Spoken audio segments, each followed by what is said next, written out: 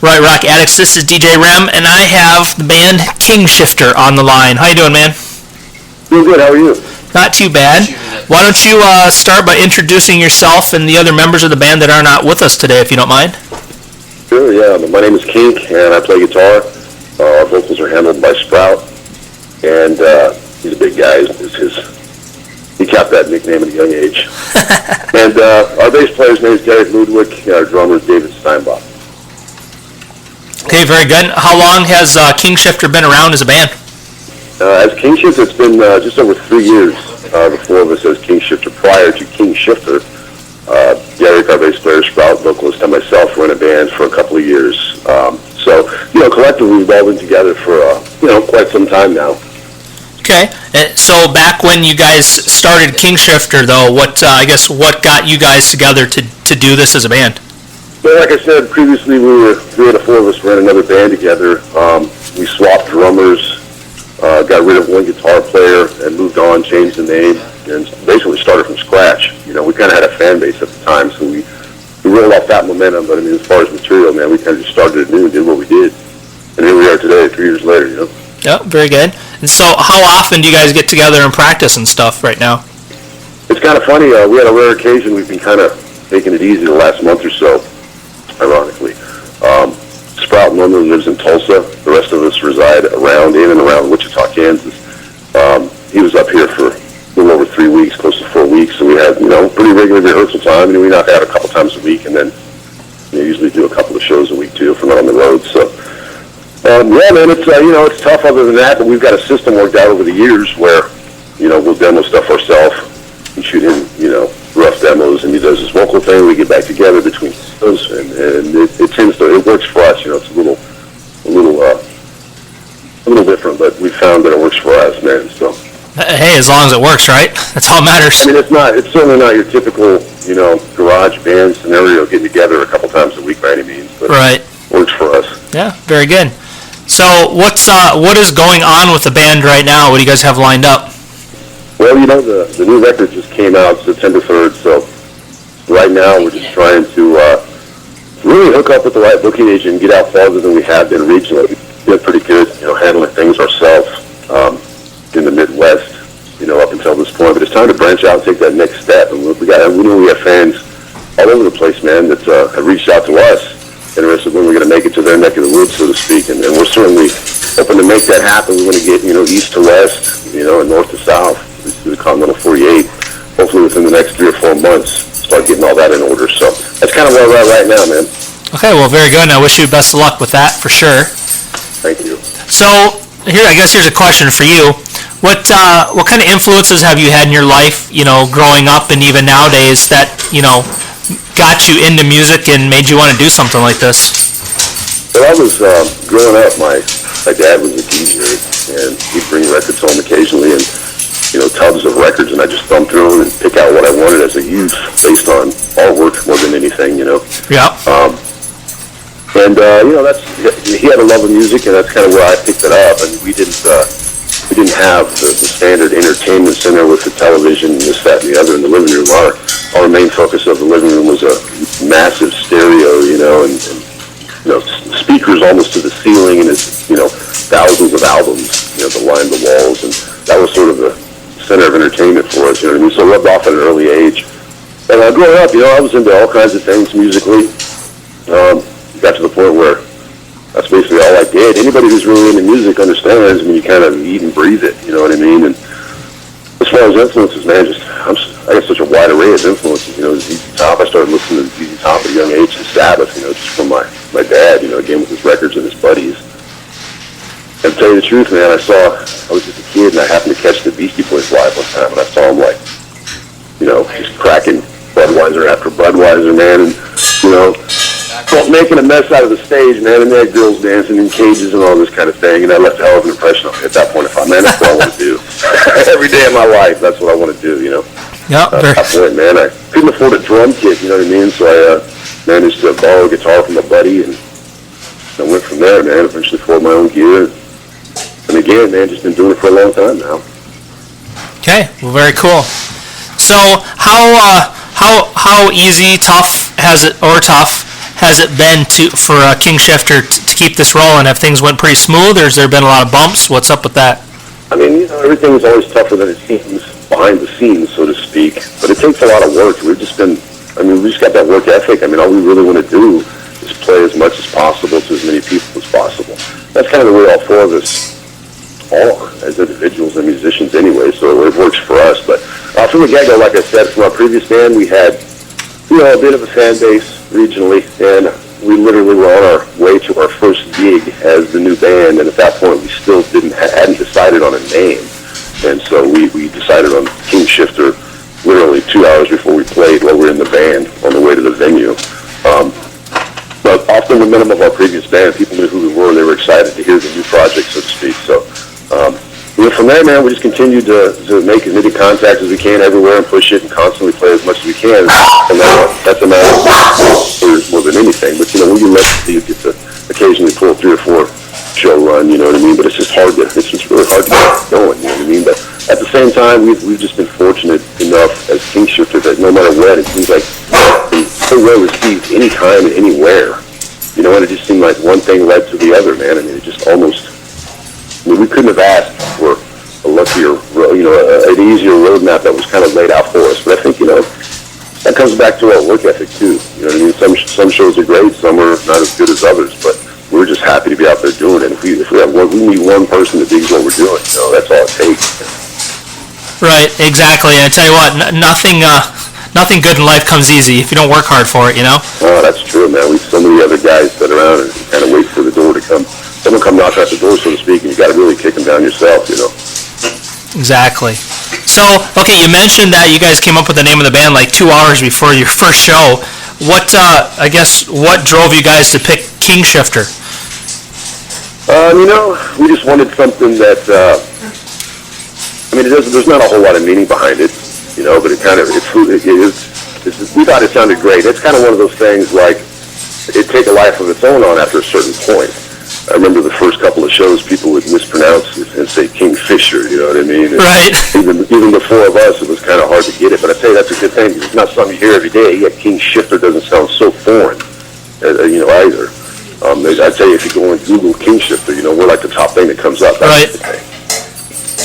Very good. Okay, so, and you mentioned the album that came out in September. What's the title of that? 26 Tons. 26 Tons. On Pavement Records. Very good. And where did you guys record that at? What studio did you use? At a studio here in Wichita, Kansas called Purple Haze Studio. Owned and engineered by Miles Payday, who was in a band previously called Dead Orchestra. And I don't know if you ever heard of them or not. I think they had like a #1 record in Poland at some point. This is going back to probably the mid-90s. But, he's a guitar player. So, and he has, hard rock and metal sensibilities about him as a guitar player. And he's a great engineer. He spent years building up that studio, and that's kind of what he does primarily. I mean, he still plays in bands, but we like recording there. We've recorded there, I guess, maybe 4 times now. We've done a couple of singles, an EP, and now the full length over there.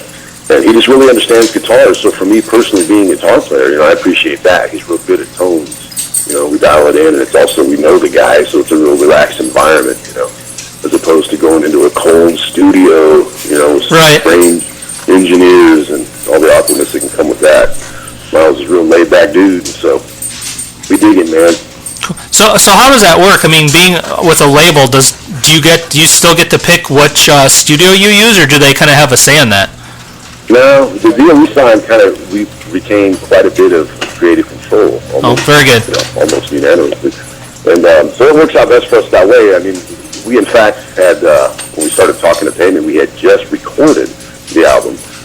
Ultimately, there were a couple of songs we were going to include that had been previously released to retail as singles, but that really didn't fly with the label. So at the last minute, the 11th hour, we decided to reconvene, and we had to replace a couple songs. We ended up writing 3 new ones, and to be honest with you, those 3 that happened at the last minute are some of the strongest records. And I'm not saying there's a weak song on the album personally, and I'm biased, of course, but maybe a lot of it's the newness, but sometimes it just comes together like that. Some of the best songs, man. So we're real happy that we kind of rethink things, and we're, in a position where we needed to come up with some new material.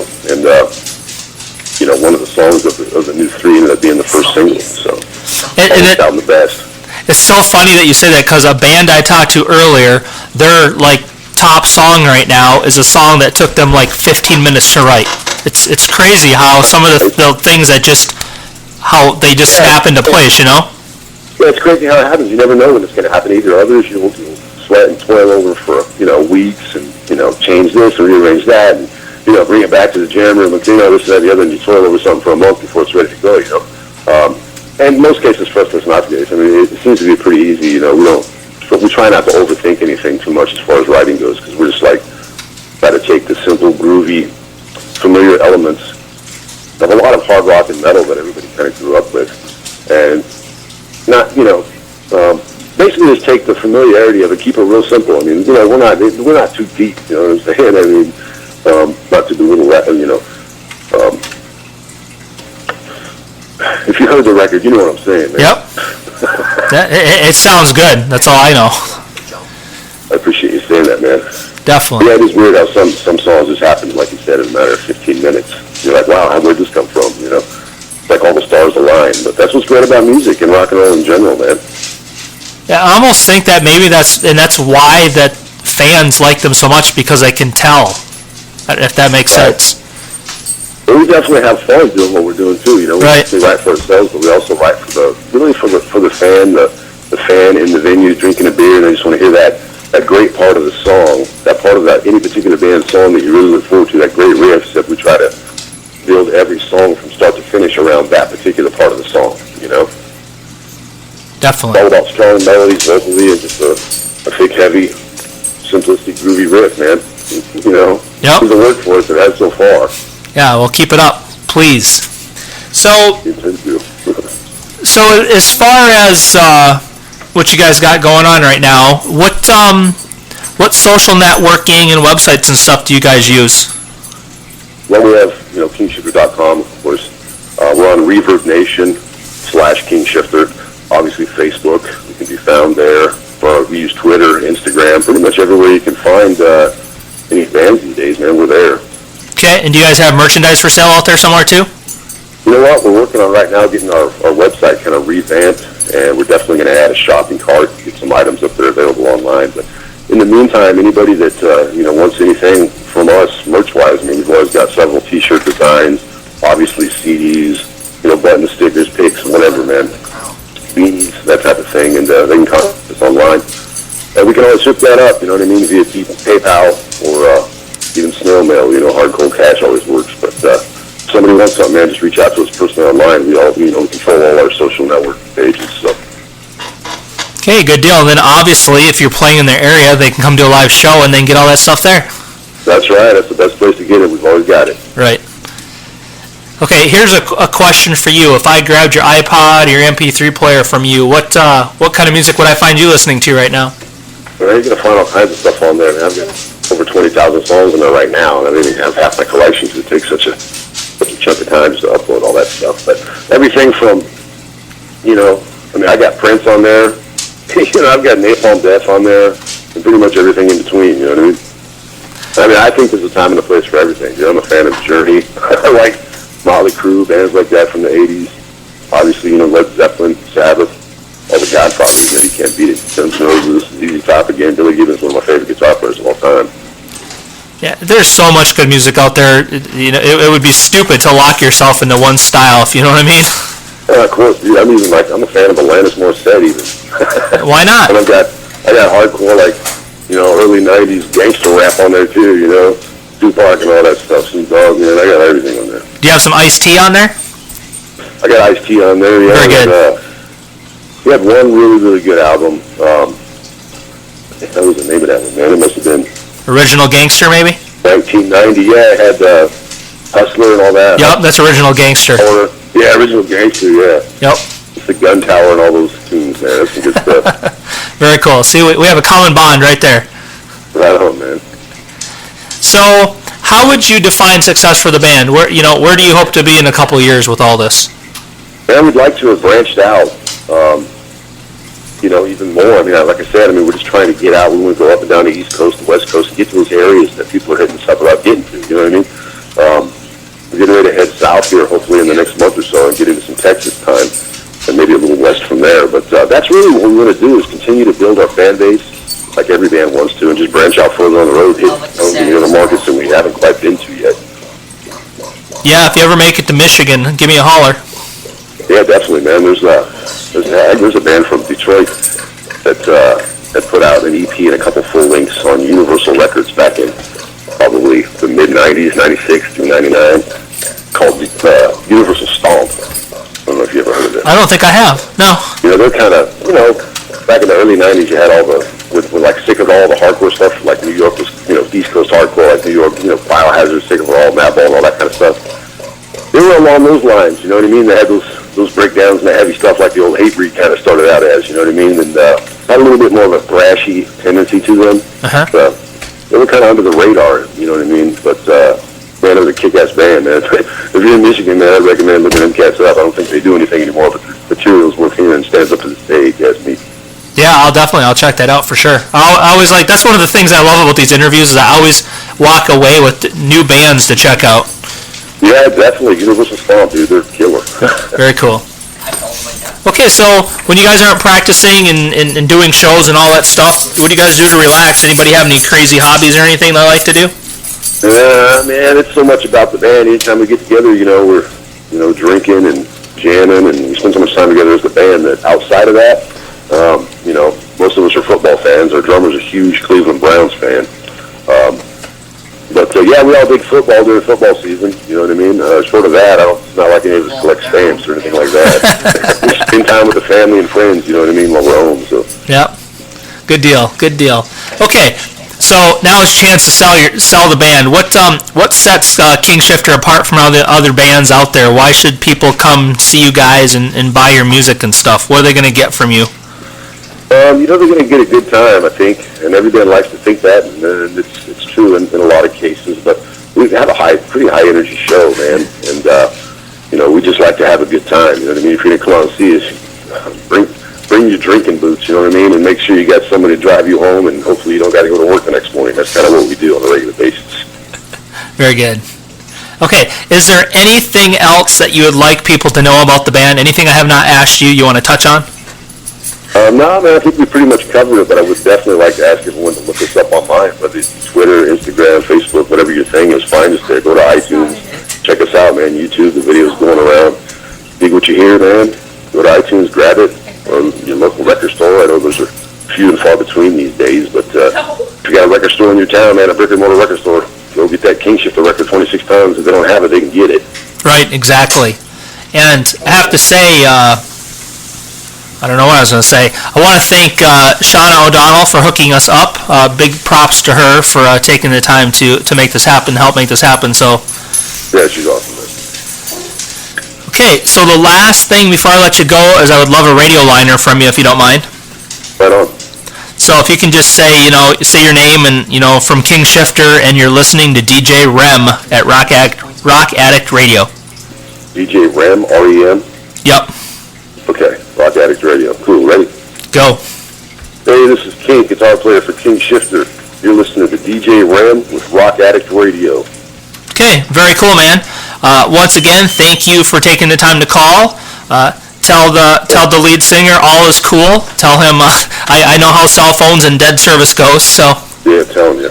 But yeah, I appreciate you, squeezing us in here late like this. Yep. Make sure you tell everybody in the band I said hi, and we'll be in touch. And anything new changes or anything going on, I'm always willing to do this again and talk. So just holler. Oh, right on. Oh yeah, man, we appreciate it. All right. Take care, man. All right, take care. Yep. Bye.